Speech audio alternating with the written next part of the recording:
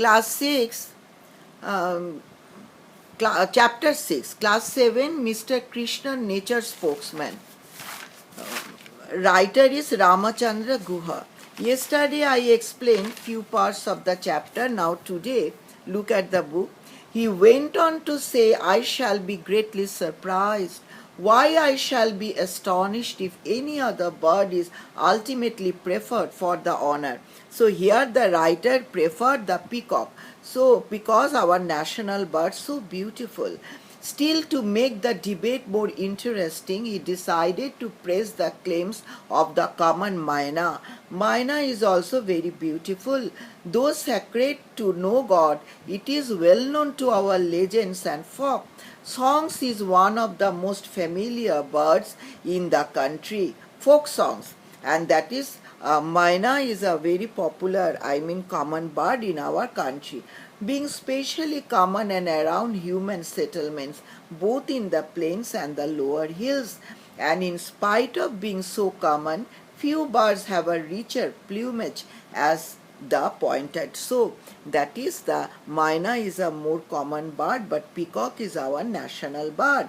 The contrast yellow of his legs and beak and the facial patches on his plumage, that is so beautiful. The peacock, that is, it is our it is always in our memory. It is in our emblem. It has an additional claim. It is frequently caged and trained to talk, and in our folk songs, it is often entrusted with the delivery of messages to loved ones. But Moina, it is it is used to deliver messages to our loved one, a kind of ambassadorial responsibility that is surely an asset in our national bird. That is, our national bird peacock is an asset of our country. This passage carried the hallmarks of Krishna's writings and attention to the everyday aspects of nature, its most spectacular forms of manifestation, and understanding of shape and size and color of form, and knowledge of our folk and literary tradition, and a sense of humor.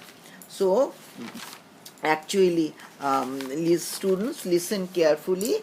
I am explaining in just the whole chapter. That is, here the writer says that my wife and I were recently discussing people we admire. The wife and the writer discuss about the people they admire. High on her list was the artist and writer Manjula Padmanabhan. High on the list, the artist and the writer Manjula Padmanabhan. And high on mine, in fact, on top of it was M. Krishnan. Now, to the writer, the topmost was M. Krishnan. Krishnan was, among other things, an accomplished writer in Tamil. Krishnan was a great writer in Tamil language. He grew up in Chennai, the youngest son of the celebrated novelist and social reformer. Now, A. Madhabai, Krishnan's own last work, was a detective novel in his mother tongue. Now, so a posthumous collection, after his death, this collection was published. Now, in Tamil essays, edited by the scholar and the naturalist Theodore Vaskaran, has published under the title Mazakalam Kushalisham. It is a Tamil book. He was also a very talented wildlife photographer. He captured many photos of the wildlife. Now, Samar represented it in 1985 collection called Nights and Days. Samar collected. Others better still in a book put together in 2006 by Ashish and Shanti Chandala and I.N.A. Pirumal carrying the title. The title is I in the Jungle. Then again, Krishnan was a marvelous prose stylist. Krishnan, besides that, photographer and a marvelous prose stylist, and his adopted language English. Growing up, I spent many enjoyable hours in his company reading Fortnightly Country Notebook, reading this book column in the Statesman. Much later, I had the privilege of making a selection from essays he had published over 50 years. This book was published in 2000. It is called Nature Spokesman M. Krishnan and Indian Wildlife. Lastly, Krishnan was an also writer, photographer.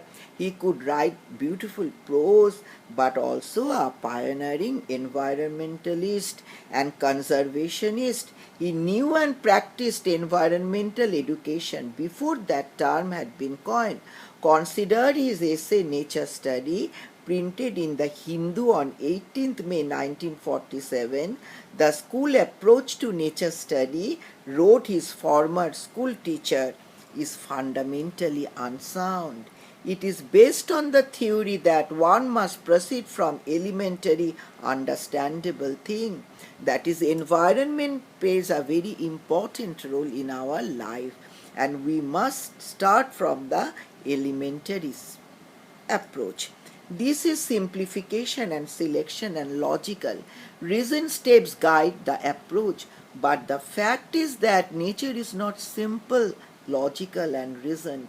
Thank God that is not. There is no need to fully understand anything in all its structure and complexity to be alive to his charm. There is no need to understand everything to his whole complexity. What makes living things fascinating is their behavior. Living things is very fascinating, but it is not desirable. No need to understand everything.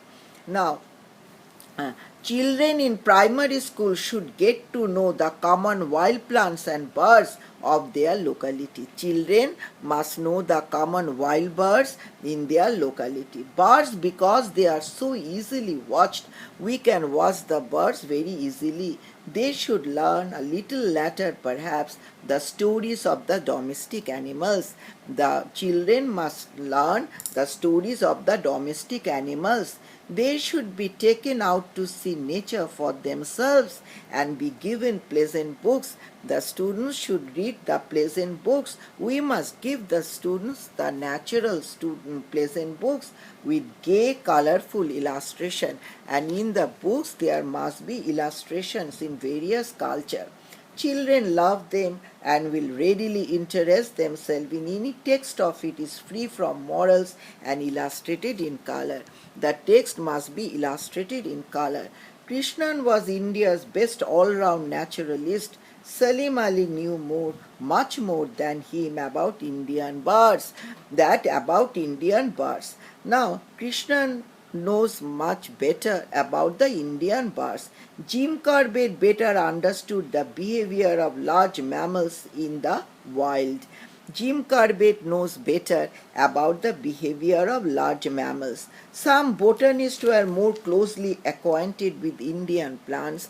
Some botanists much more acquainted with Indian plants. Some herpetologists with Indian reptiles. Some herpetologists know about the Indian reptiles, but no one knew as much as Krishnan about so many different aspects of the natural world in India. But no one knew much about the different aspects of the natural world of India. Now, Krishnan lived and died in Chennai, but spent much of the year in the field, accompanied only by his camera, a notebook, and sketch pad, and a change of clothes. He always used to move from one place to another. He was familiar with the snow of the Himalayas, the deserts of Rajasthan, the mangroves of the Sundarbans, and the grassland of the Deccan. He wrote quite beautifully about these varied terrains and about the insects, plants, birds, and animals that inhabited them. The best introduction of Krishnan is through his writings, through the writings of Krishnan. So let me quote from some of the thousands of nature essays that he published in his long and very full life. I shall begin with an essay published in 1961. The writer wants to start with an essay published in 1961, when the government of India was deciding upon the choice of the national bird. Then Krishnan said the leading candidate was the peacock. Krishnan said the leading candidate was peacock. When government of India was going to decide which will be the national bird, and we know that now peacock is so beautiful.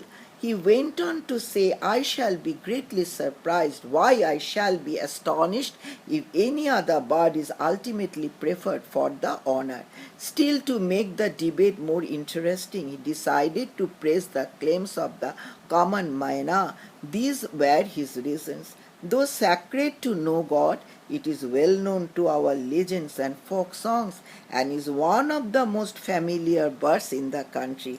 Moina is one of the familiar birds in the country.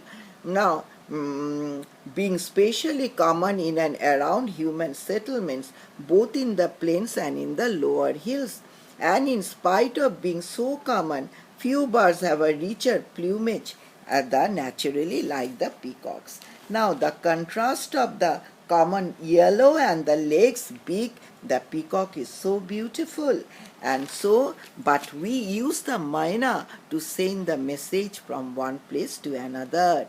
Now so this can imitate the human words. So the passage carried the hallmarks of Krishnan writings, and attention to the everyday aspects of nature, an understanding of shape and size and color and form, a knowledge of our folk and literary traditions, and a sense of humor. This is written by Ramachandra Guha. Okay, my students, this is for today. Okay, next day question answer.